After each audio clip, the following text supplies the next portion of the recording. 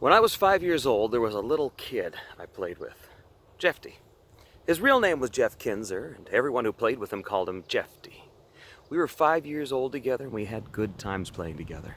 When I was 5, a Clark bar was as fat around as the gripping end of a Louisville Slugger and pretty nearly 6 inches long, and they used real chocolate to coat it, and it crunched very nicely when you bit into the center.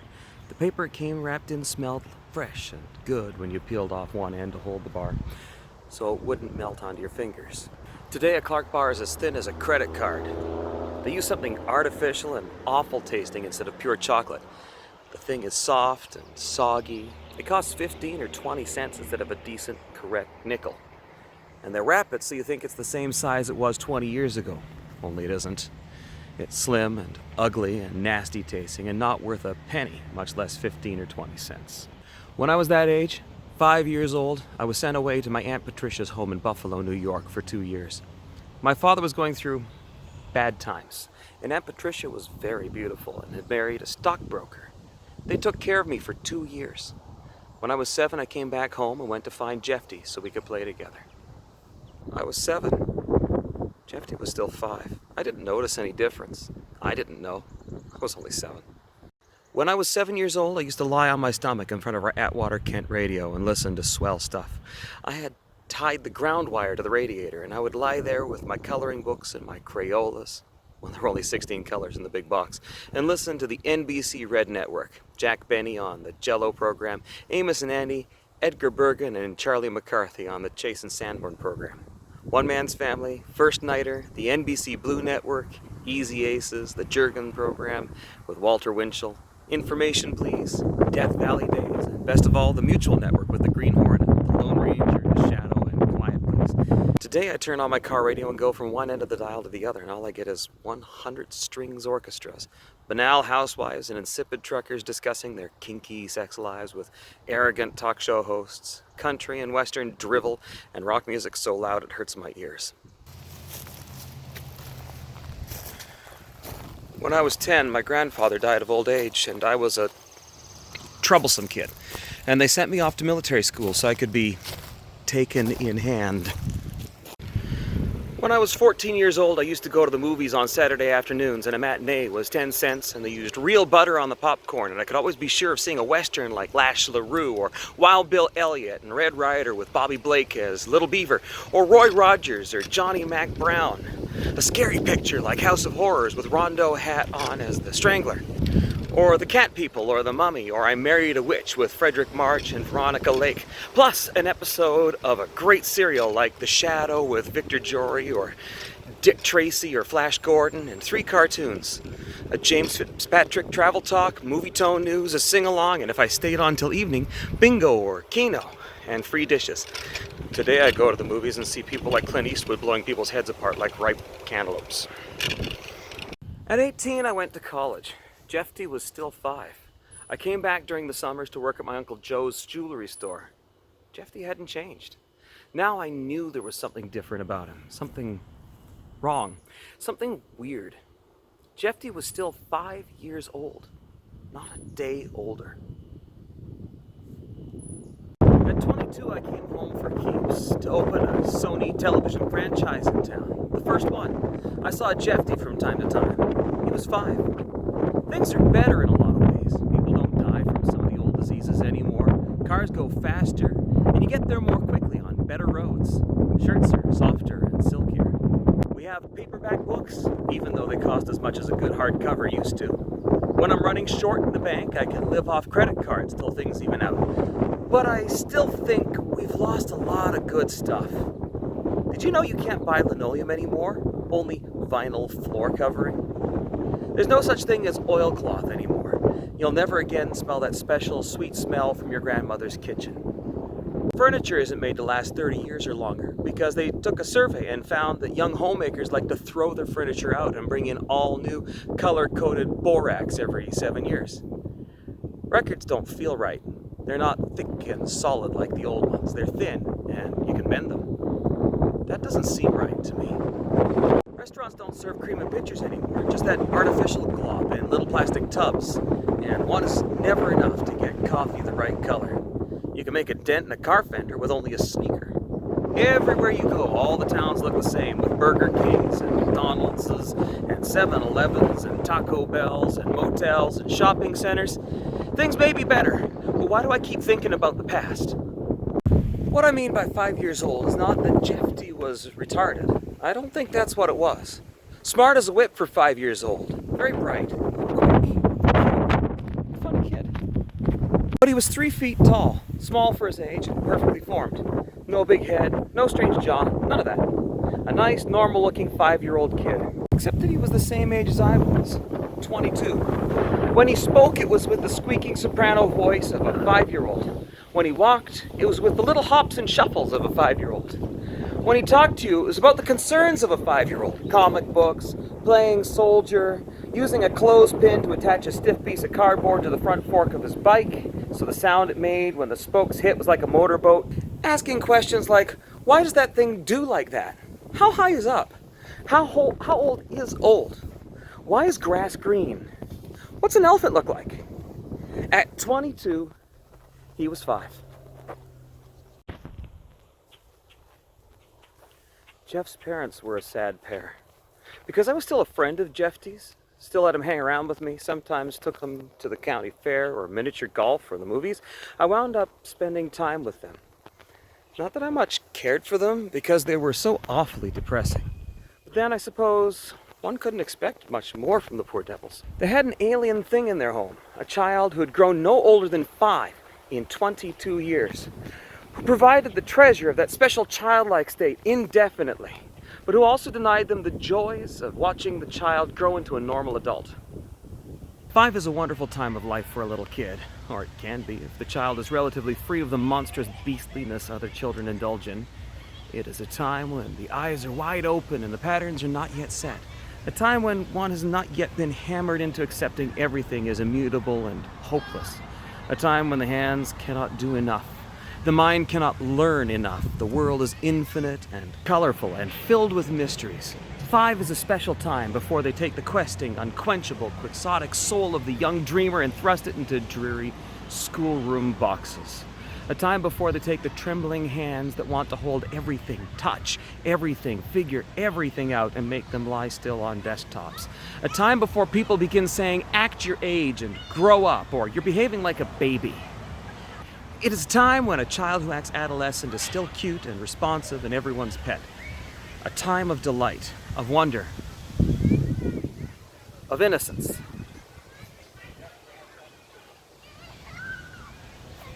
Jeffty had been stuck in that time. Just 5. Just so. But for his parents, it was an ongoing nightmare from which no one, not social workers, not priests, not child psychologists, not teachers, not friends, not medical wizards, not psychiatrists, no one could slap or shake them awake. For 17 years, their sorrow had grown through stages of parental dotage to concern, from concern to worry, from worry to fear, from fear to confusion, from confusion to anger, from anger to dislike, from dislike to naked hatred, and finally, from deepest loathing and revulsion to a stolid, depressive acceptance. John Kinser was a shift foreman at the Balder Tool and Die Plant. He was a 30-year man. To everyone but the man living it, his was a spectacularly uneventful life. In no way was he remarkable, save that he had fathered a 22-year-old, 5-year-old. John Kinser was a small man, soft, with no sharp angles, with pale eyes that never seemed to hold mine for longer than a few seconds. He continually shifted in his chair during conversations and seemed to see things in the upper corners of the room, things no one else could see or wanted to see. I suppose the word that best suited him was haunted. What his life had become, well, haunted suited him. Leona Kinser tried valiantly to compensate. No matter what hour of the day I visited, she always tried to foist food on me. And when Jeffty was in the house, she was always at him about eating. Honey, would you like an orange? A nice orange? Or a tangerine? I have tangerines. I could peel a tangerine for you. But there was clearly such fear in her. Fear of her own child, that the offers of sustenance always had a faintly ominous tone. Leona Kinser had been a tall woman, but the years had bent her. She seemed always to be seeking some area of wallpapered wall or storage niche into which she could fade, adopt some chintz or rose-patterned protective coloration, and hide forever in plain sight of the child's big brown eyes. Pass her 100 times a day and never realize she was there, holding her breath, invisible. She always had an apron tied around her waist, and her hands were red from cleaning, as if by maintaining the environment immaculately she could pay off her imagined sin, having given birth to this strange creature. Neither of them watched television very much. The house was usually dead silent. Not even the sibilant whisperings of water in the pipes, the creaking of timbers settling, the humming of the refrigerator. Awfully silent, as if time itself had taken a detour around that house. As for Jeffty, he was inoffensive. He lived in that atmosphere of gentle dread and dull loathing, and if he understood it, he never remarked in any way. He played as a child plays, and seemed happy, but he must have sensed, in the way of a 5-year-old, just how alien he was in their presence. Alien? No, that wasn't right. He was too human, if anything, but out of phase, out of sync with the world around him, and resonating to different vibration than his parents. God knows. Nor would other children play with him. As they grew past him, they found him at first childish, then uninteresting, then simply frightening as their perceptions of aging became clear and they could see he was not affected by time as they were. Even the little ones, his own age, who might wander into the neighborhood, quickly came to shy away from him like a dog in the street when a car backfires. Thus, I remained his only friend. A friend of many years. 5 years. 22 years. I liked him. More than I can say, and never knew exactly why. But I did, without reserve. But because we spent time together, I found I was also polite society spending time with John and Leona Kinser. Dinner, Saturday afternoons sometimes, an hour or so when I'd bring Jeffty back from a movie. They were grateful. Slavishly so. It relieved them of the embarrassing chore of going out with him, of having to pretend before the world that they were loving parents with a perfectly normal, happy, attractive child. And their gratitude extended to hosting me. Hideous. Every moment of their depression. Hideous. I felt sorry for the poor devils, but I despised them for their inability to love Jeffty, who was eminently lovable. I never let on, of course, even during the evenings in their company that were awkward beyond belief. We would sit there in the darkening living room, always dark or darkening, as if kept in shadow to hold back what the light might reveal to the world outside through the bright eyes of the house. We would sit and silently stare at one another. They never knew what to say to me. So, how are things down at the plant? I'd say to John Kinser. He'd shrug. Neither conversation nor life suited him with any ease or grace. Fine. Just fine, he'd say finally, and we would sit in silence again. Would you like a nice piece of coffee cake? Leona would say. I made it fresh just this morning. Or deep dish apple pie. Or milk and Toll House cookies. Or a brown Betty pudding. No thank you, Mrs. Kinser. Jeffty and I grabbed a couple of cheeseburgers on the way home. And again, silence. Then when the stillness and the awkwardness became too much even for them, and who knew how long that total silence reigned when they were alone, with that thing they never talked about anymore flanging between them, Leona Kinser would say, I think he's asleep. John Kinser would say, I don't hear the radio playing. Just so, it would go on like that until I could politely find excuse to bolt away on some flimsy pretext. Yes, that was the way it would go on, every time. Just the same. Except once. I don't know what to do anymore, Leona said. She began crying. There's no change. Not one day of peace. Her husband managed to drag himself out of the old easy chair and went to her. He bent and tried to soothe her, but it was clear from the graceless way in which he touched her graying hair that the ability to be compassionate had been stunned in him. Shh, Leona, it's all right. Shh. But she continued crying. Her hand scraped gently at the antimacassars on the arms of the chair. Then she said, "Sometimes I wish he had been stillborn."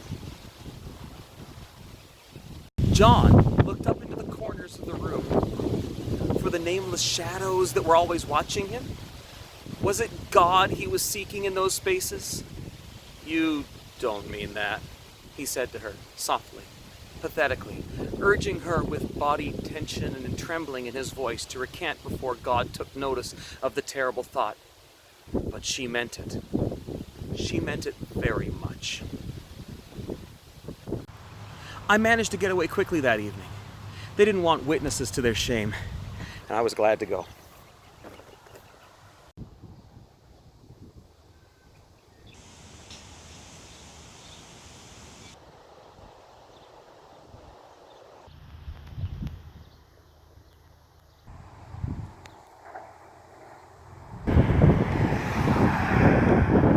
And for a week I stayed away. From them, from Jeffty, from their street, even from that end of town.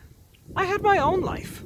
The store, accounts, suppliers, conferences, poker with my friends, pretty women I took to well-lit restaurants, my own parents, putting antifreeze in the car, complaining to the laundry about too much starch in the collars and cuffs, working out at the gym, taxes, catching Ian or David, whichever one it was, stealing from the cash register. I had my own life, but not even that evening could keep me from Jeffty.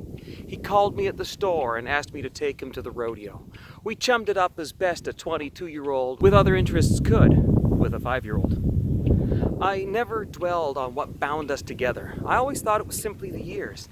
That, and affection for a kid who could have been the little brother I never had. Except I remembered when we had played together, when we had both been the same age. I remembered that period. And Jeffty was still the same. And then, one Saturday afternoon, I came to take him to a double feature, and things I should have noticed so many times before, I first began to notice only that afternoon. I came walking up to the Kinser house, expecting Jeffty to be sitting on the front porch steps or in the porch glider waiting for me. But he was nowhere in sight. Going inside into that darkness and silence in the midst of May sunshine was unthinkable. I stood on the front walk for a few moments, then cupped my hands around my mouth and yelled, "Jeffty! Hey, Jeffty! Come on out. Let's go. We'll be late." His voice came faintly, as if from underground. "Here I am, Donnie." I could hear him, but I couldn't see him. It was Jeffty, no question about it. As Donald H. Horton, president and sole owner of the Horton TV and Sound Center, no one but Jeffty called me Donnie. He'd never called me anything else. Actually, it isn't a lie. I am, as far as the public is concerned, sole owner of the center.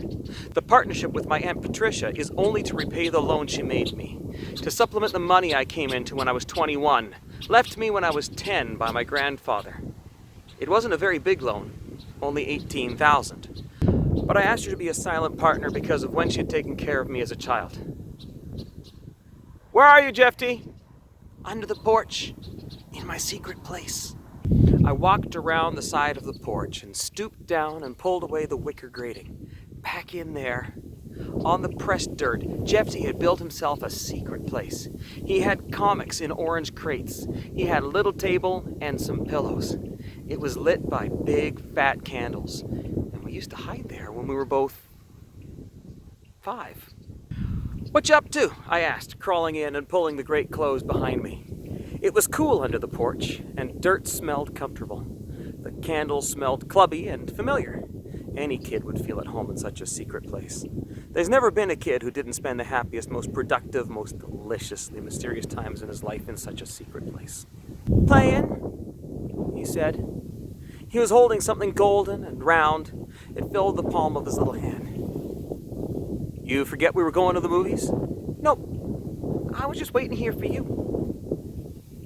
"Your mom and dad home?" "Mama." I understood why he was waiting under the porch. I didn't push it any further. "What do you got there?" "Captain Midnight Secret Decoder Badge," he said, showing it to me on his flattened palm. I realized I was looking at it without comprehending what it was for a long time. Then Then it dawned on me what a miracle Jeffty had in his hand. A miracle that simply could not exist. "Jeffty," I said softly with wonder in my voice, "where'd you get that?" "Came in the mail today. I sent away for it." "It must have cost a lot of money." "Not so much. 10 cents and 2 inner wax seals from 2 jars of Ovaltine." "May I see it?" My voice was trembling, and so was the hand I extended. He gave it to me, and I held the miracle in the palm of my hand. It was wonderful. You remember, Captain Midnight went on the radio nationwide in 1940. It was sponsored by Ovaltine, and every year they issued a secret squadron decoder badge. And every day at the end of the program, they would give you a clue to the next day's installment, a code that only kids with the official badge could decipher. They stopped making those wonderful decoder badges in 1949. I remember the one I had in 1945. It was beautiful. It had a magnifying glass in the center of the code dial. Captain Midnight went off the air in 1950, and though I understand it was a short-lived television series in the mid-50s, and though they issued decoder badges in 1955 and 1956, as far as the real badges were concerned, they never made one after 1949. The Captain Midnight codograph I held in my hand, the one Jeffty said he had gotten in the mail for 10 cents. 10 cents! And 2 Ovaltine labels, was brand new. Shiny gold metal. Not a dent or a spot of rust on it, like the old ones you can find at exorbitant prices in collectible shops from time to time. It was a new decoder, and the date on it was this year. But Captain Midnight no longer existed. Nothing like it existed on the radio. I'd listened to the 1 or 2 weak imitations of old-time radio the networks were currently airing, and the stories were dull. The sound effects bland, the whole feel of it wrong, out of date, cornball. Yet, I held a new codograph. "Jeffty, tell me about this," I said. "Tell you what, Donnie, it's my new Captain Midnight secret decoder badge. I use it to figure out what's gonna happen tomorrow." "Tomorrow how?" "On the program." "What program?" He stared at me as if I was being purposefully stupid. "On Captain Midnight, boy!" I was being dumb. I still couldn't get it straight. It was right there, right out in the open, and I still didn't know what was happening. "You mean one of those records they made of the old-time radio programs? Is that what you mean, Jeffty?" "What records?" he asked. He didn't know what I meant. We stared at each other, there under the porch. And then I said, very slowly, almost afraid of the answer, "Jeffty, how do you hear Captain Midnight?" "Every day, on the radio, on my radio, every day at 5:30. "News. Music. Dumb music and news. That was on the radio every day at 5:30. Not Captain Midnight. The secret squadron hadn't been on the air in 20 years. "Can we hear it tonight?" I asked. "Boy!" he said. I was being dumb. I knew it from the way he said it, but I didn't know why. Then it dawned on me. This was Saturday. Captain Midnight was on Monday through Friday, not on Saturday or Sunday.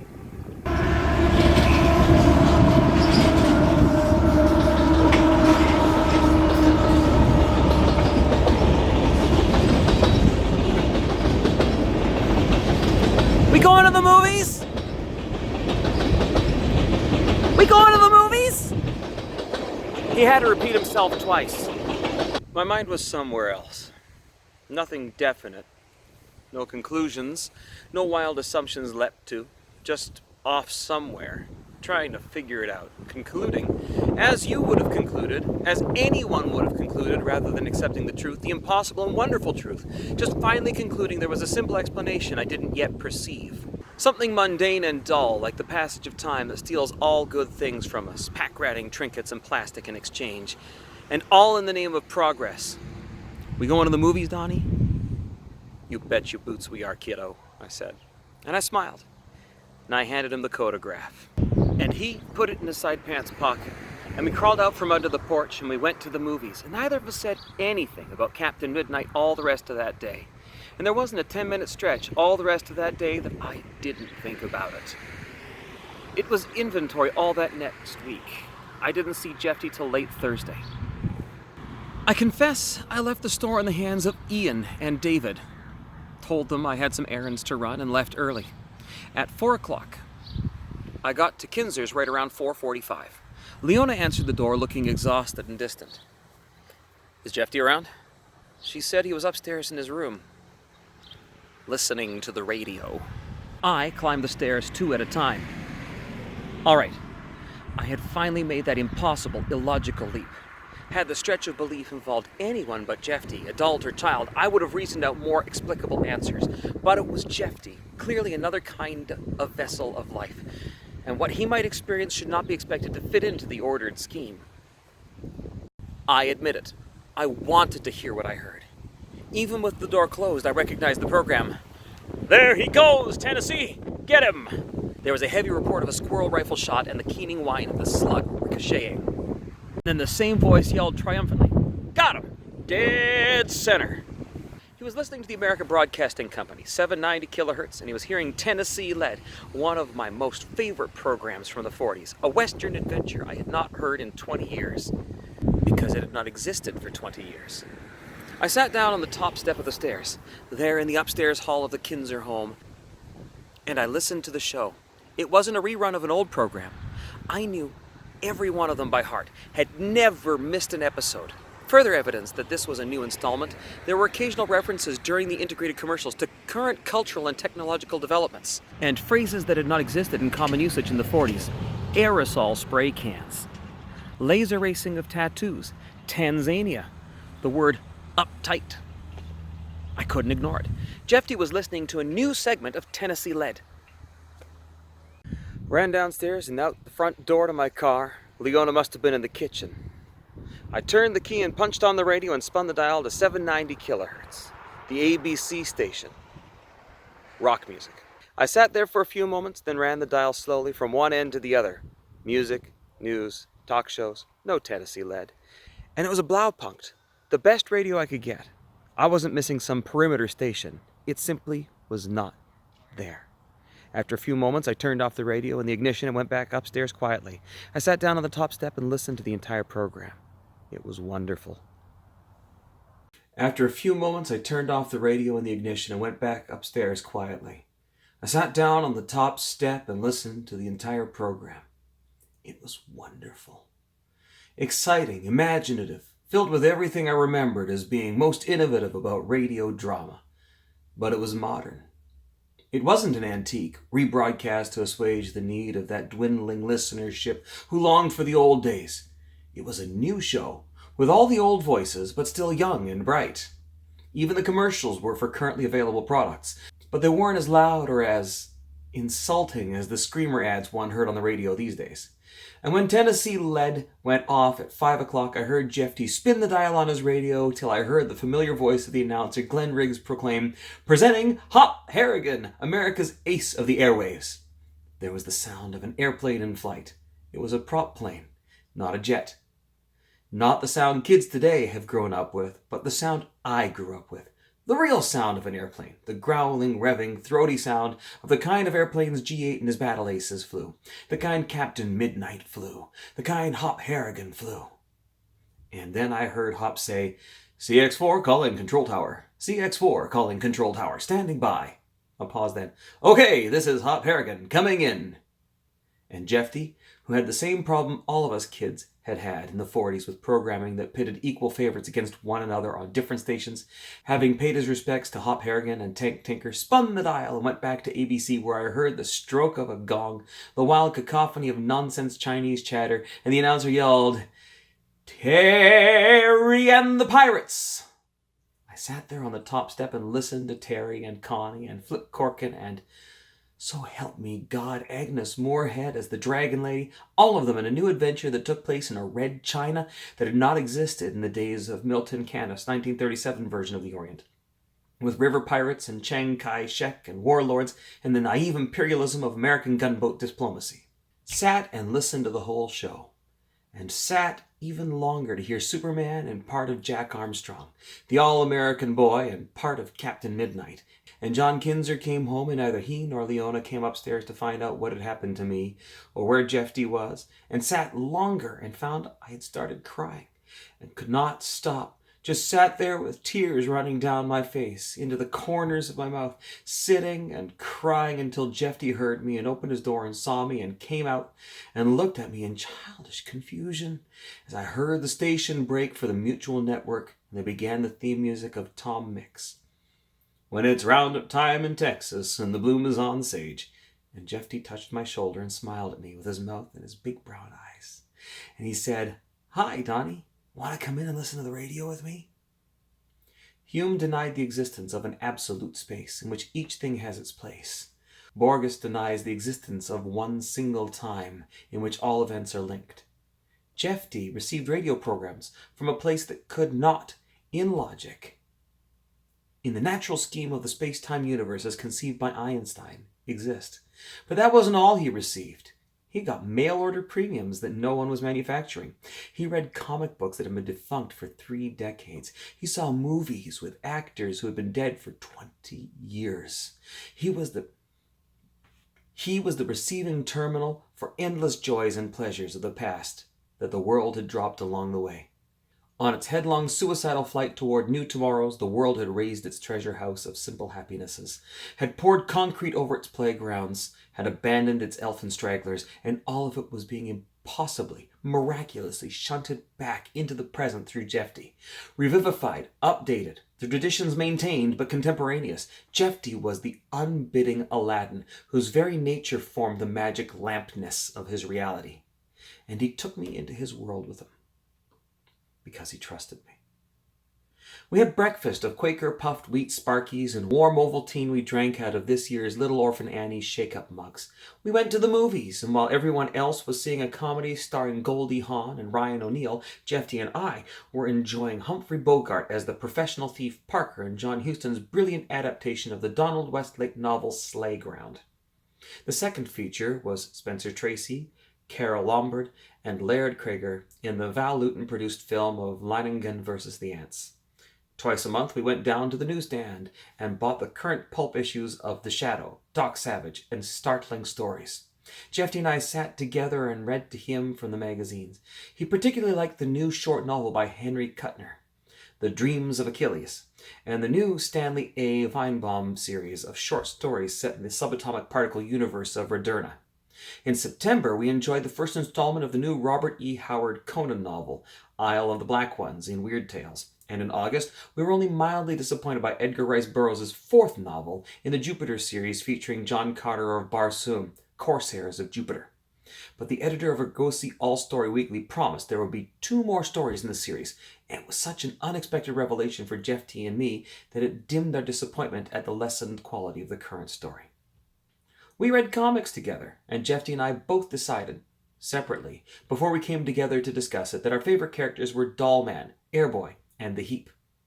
We also adored the George Carlson strips in Jingle Jangle comics, particularly the pie-face prince of old Pretzelberg stories, which we read together and laughed over, even though I had to explain some of the esoteric puns to Jeffty, who was too young to have that kind of subtle wit. How to explain it? I can't. I had enough physics in college to make some offhand guesses, but I'm more likely wrong than right. The laws of the conservation of energy occasionally break. These are laws that physicists call weakly violated. Perhaps Jeffty was a catalyst for the weak violation of conservation laws we're only now beginning to realize exist. I tried doing some reading in the area, muon decay of the forbidden kind, gamma decay that doesn't include the muon neutrino among its products, but nothing I encountered. Not even the latest readings from the Swiss Institute for Nuclear Research near Zurich gave me an insight. I was thrown back on a vague acceptance of the philosophy that the real name for science is magic. No explanations, but enormous good times. The happiest time of my life. I had the real world The world of my store and my friends and my family, the world of profit and loss, of taxes and evenings with young women who talked about going shopping or the United Nations or the rising cost of coffee and microwave ovens. And I had Jeffty's world, in which I existed only when I was with him. The things of the past he knew as fresh and new I could experience only when in his company. And the membrane between the two worlds grew ever thinner, more luminous and transparent. I had the best of both worlds and knew somehow that I could carry nothing from one to the other. Forgetting for just a moment, betraying Jeffty by forgetting brought an end to it all. Enjoying myself so much, I grew careless and failed to consider how fragile a relationship between Jeffty's world and my world really was. There is a reason why the present begrudges the existence of the past. I never really understood. Nowhere in the beast books, where survival is shown in battles between claw and fang, tentacle and poison sac, is there recognition of the ferocity the present always brings to bear on the past. Nowhere is there a detailed statement of how the present lies in wait for what was, wanting for it to become now this moment so it can shred it with its merciless jaws. Who could know such a thing at any age, and certainly not at my age? Who could understand such a thing? I'm trying to exculpate myself. I can't. It was my fault. It was another Saturday afternoon. "What's playing today?" I asked him in the car on the way downtown. He looked up at me from the other side of the front seat and smiled one of his best smiles. "Ken Maynard and Bullwhip Justice and the Demolished Man." He kept smiling as if he'd really put one over on me. I looked at him with disbelief. "You're kidding," I said, delighted. "Bester's the Demolished Man?" He nodded his head, delighted at my being delighted. He knew it was one of my favorite books. "Oh, that's super." "Super duper," he said. "Who's in it?" "Franchot Tone, Evelyn Keyes, Lionel Barrymore, and Elisha Cook Jr." He was much more knowledgeable about movie actors than I'd ever been. He could name the character actors in any movie he'd ever seen, even the crowd scenes. "And cartoons?" "3 of them. A Little Lulu, a Donald Duck, and a Bugs Bunny. And a Pete Smith specialty, and a Lulaire Monkeys is the craziest peoples." "Oh boy," I said. I was grinning from ear to ear. And then I looked down and saw the pad of purchase order forms on the seat. I'd forgotten to drop it off at the store. "Gotta stop by the center," I said. "Gotta drop off something. It'll only take a minute." "Okay," Jeffty said. "But we won't be late, will we?" "Not on your tin type, kiddo," I said. When I pulled into the parking lot behind the center, he decided to come in with me, and we'd walk over to the theater. It's not a large town. There are only 2 movie houses, the Utopia and the Lyric. We were going to the Utopia, and it was only 3 blocks from the center. I walked into the store with the pad of forms, and it was bedlam. David and Jan were handling 2 customers each, and there were people standing around waiting to be helped. Jan turned to look on me, and her face was a horror mask of pleading. David was running from the stockroom to the showroom, and all he could murmur as he whipped past was, "Help!" And then he was gone. "Jeffty," I said, crouching down, "listen, give me a few minutes. Jan and David are in trouble with all these people. We won't be late, I promise. Just let me get rid of a couple of these customers." He looked nervous, but nodded okay. I motioned to a chair and said, "Just sit down for a while and I'll be right with you." He went to the chair, good as he pleased, though he knew what was happening, and he sat down. I started taking care of people who wanted color television sets. This was the first really substantial batch of units we'd gotten in. Color television was only now becoming reasonably priced, and this was Sony's first promotion, and it was bonanza time for me. I could see paying off the loan and being out in front for the first time with the center. It was business. In my world, good business comes first. Jeffty sat there and stared at the wall. Let me tell you about the wall. Stanchion and bracket designs have been rigged from floor to within 2 feet of the ceiling. Television sets have been stacked artfully on the wall. 33 television sets, all playing at the same time. Black and white, color, little ones, big ones, all going at the same time. Jeffty sat and watched 33 television sets on a Saturday afternoon. We can pick up a total of 13 channels, including the UHF educational stations. Golf was on one channel, baseball was on a second, celebrity bowling was on a third, the fourth channel was a religious seminar, a teenage dance show was on the fifth, the sixth was a rerun of a situation comedy, the seventh was a rerun of a police show. Eighth was a nature program showing a man fly casting endlessly. Ninth was news and conversation. 10th was a stock car race. 11th was a man doing logarithms on a blackboard. 12th was a woman in a leotard doing sitting up exercises. And on the 13th channel was a badly animated cartoon show in Spanish. All but 6 of the shows were repeated on 3 sets. Jeffty sat and watched that wall of television on a Saturday afternoon while I sold as fast and as hard as I could to pay back my Aunt Patricia and stay in touch with my world. It was business. I should have known better. I should have understood about the present and the way it kills the past. But I was selling with both hands, and when I finally glanced over at Jeffty, half an hour later, he looked like another child. He was sweating. That terrible fever sweat when you have stomach flu. He was pale, as pasty and pale as a worm, and his little hands were gripping the arms of the chair so tightly I could see his knuckles in bold relief. I dashed over to him, excusing myself from the middle-aged couple looking at the new 21-inch Mediterranean model. "Jeffty?" He looked at me, but his eyes didn't track. He was an absolute terror. I pulled him out of the chair and started toward the front door with him, but the customers had deserted, yelled at me. "Hey!" the middle-aged man said. "You want to sell this thing or don't you?" I looked from him to Jeffty and back again. Jeffty was like a zombie. He'd come where I'd pulled him. His legs were rubbery and his feet dragged, the past being eaten by the present, the sound of something in pain. I clawed some money out of my pants pocket and jammed it into Jeffty's hand. "Kiddo, listen to me. Get out of here right now." He still couldn't focus properly. "Jeffty," I said as tightly as I could, "listen to me." The middle-aged customer and his wife were walking toward us. "Listen, kiddo. Get out of here right this minute. Walk over to the Utopia and buy the tickets. I'll be right behind you." The middle-aged man and his wife were almost on us. I shoved Jeffty through the door and watched him stumble away in the wrong direction. Then stop as if gathering his wits, turn and go back past the front of the center and in the direction of the Utopia. "Yes, sir," I said, straightening up and facing them.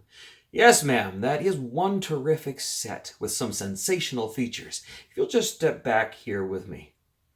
There was a terrible sound of something hurting, but I couldn't tell from which channel or from which set it was coming. Most of it I learned later, from the girl at the ticket booth and from some people I knew who came to tell me what had happened. By the time I got to the Utopia nearly 20 minutes later, Jeffty was already beaten to a pulp and had been taken to the manager's office. "Did you see a very little boy, about 5 years old, with big brown eyes and straight brown hair? He was waiting for me." "Oh, I think that's the little boy those kids beat up." "What? Where is he?" "They took him to the manager's office. No one knew who he was or where to find his parents." A young girl wearing an usher's uniform was kneeling down beside the couch, placing a wet paper towel on his face. I took the towel away from her and ordered her out of the office. She looked insulted and snorted something rude, but she left. I sat on the edge of the couch and tried to swab away the blood from the lacerations without opening the wounds where the blood had caked. Both his eyes were swollen shut. His mouth was ripped badly. His hair was matted with dried blood. He'd been standing in line behind 2 kids in their teens. They started selling tickets at 12:30, and the show started at 1. The doors weren't open until 12:45. He had been waiting, and the kids in front of him had had a portable radio. They were listening to the ball game. Jeffty had wanted to hear some program. God knows what it might have been. Grand Central Station, Let's Pretend, The Land of the Lost. God only knows which one it might have been. He asked if he could borrow their radio to hear the program for a minute. It had been a commercial break or something, and the kids had given him the radio, probably out of some malicious kind of courtesy that would permit them to take offense and rag the little boy. He'd changed the station, and they'd been unable to get it to go back to the ball game. It was locked into the past, on a station that was broadcasting a program that didn't exist for anyone but Jeffty. They had beaten him badly, and everyone had watched. And then they had run away. I'd left him alone, left him to fight off the present without sufficient weaponry. I had betrayed him for the sale of a 21-inch Mediterranean console television, and now his face was pulped meat. He moaned something inaudible and sobbed softly. "Shh, it's okay, kiddo. It's Donnie. I'm here. I'll get you home. It'll be okay." I should have taken him straight to the hospital. Don't know why I didn't. I should have. I should have done that. When I carried him through the door, John and Leona Kinser just stared at me. They didn't move to take him from my arms. One of his hands was hanging down. He was conscious, but just barely. They stared there in the semi-darkness of a Saturday afternoon in the present. I looked at them. A couple kids beat him up at the theater. I raised him a few inches in my arms and extended him. They stared at me, at both of us, with nothing in their eyes, without movement. "Jesus Christ!" I shouted. "He's been beaten. He's your son. Don't you even want to touch him? What the hell kind of people are you?" Then Leona moved toward me very slowly. She stood in front of us for a few seconds, and there was a leaden stoicism in her face that was terrible to see. It said, "I have been in this place before, many times, and I cannot bear to be in it again. But I am here now." So I gave him to her. God help me, I gave him over to her. And she took him upstairs to bathe away his blood and his pain. John Kinser and I stood in our separate places in the dim living room of their home, and we stared at each other. He had nothing to say to me. I shoved past him and fell into a chair. I was shaking. I heard the bathwater running upstairs. After what seemed a very long time, Leona came downstairs, wiping her hands on her apron.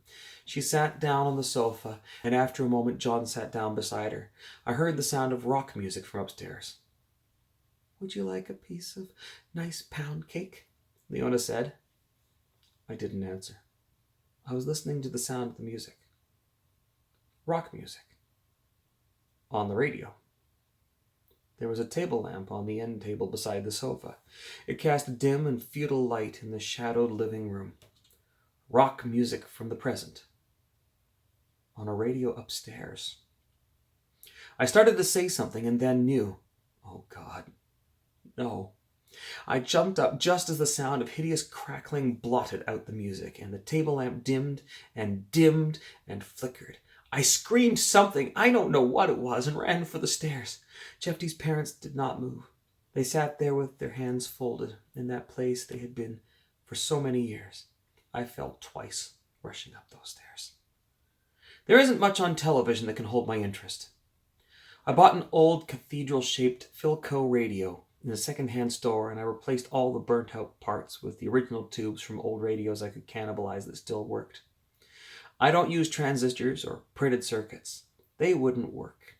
I've sat in front of that set for hours sometimes, running the dial back and forth as slowly as you can imagine. So slowly it doesn't look as if it's moving at all sometimes. But I can't find Captain Midnight, or the Land of the Lost, or The Shadow, or Quiet Please. So she did love him still, a little bit, even after all those years.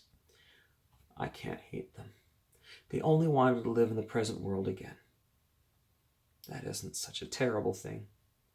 It's a good world, all things considered. It's much better than it used to be in a lot of ways. People don't die from the old diseases anymore. They die from new ones, but that's progress, isn't it? Isn't it? Tell me. Somebody please tell me.